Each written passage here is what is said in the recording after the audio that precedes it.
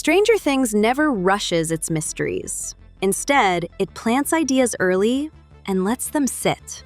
Sometimes for seasons. Not clues you're meant to solve, but patterns you're meant to feel. Because beneath the monsters, the portals, and the spectacle, the story keeps circling one quiet idea.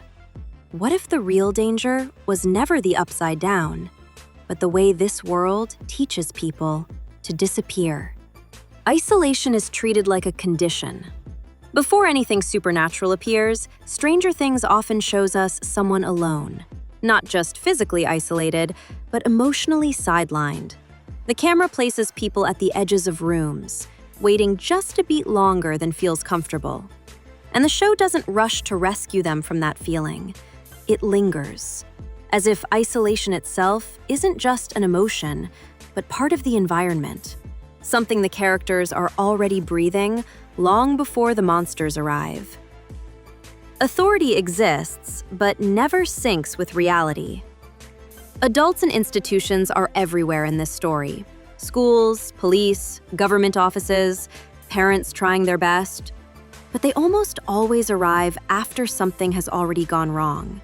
The show doesn't frame authority as malicious, it frames it as misaligned, focused on procedures, explanations, and control, while the real danger moves faster than rules allow.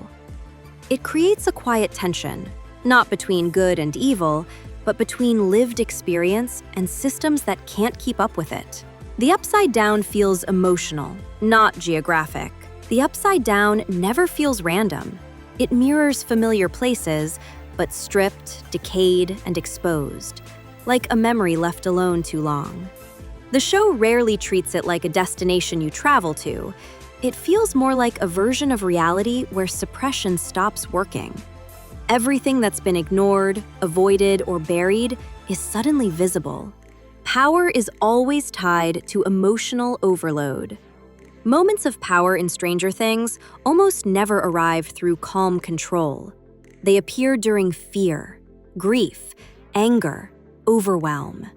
The story repeatedly links ability with emotional strain, as if strength isn't something you master, but something that erupts when regulation fails.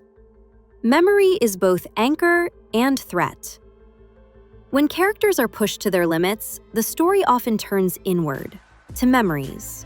Sometimes they stabilize, sometimes they overwhelm.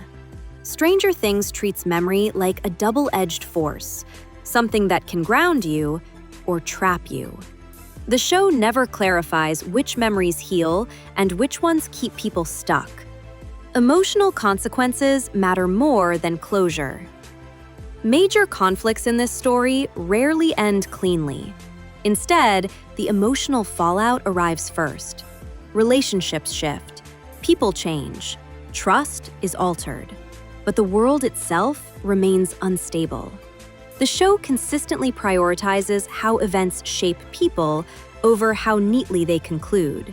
What this quietly sets up: Stranger Things keeps suggesting something without ever saying it outright. That monsters don't create trauma, they reveal it. That isolation isn't caused by the Upside Down, it makes the Upside Down possible. And that the real tension moving forward isn't about defeating a final enemy, but about whether connection can survive in a world that keeps pulling people apart. If Stranger Things has always felt bigger than monsters and jump scares, you're probably seeing the same patterns. Stick around, because this story was never about what's hiding in the dark. It's about what happens when no one listens in the light.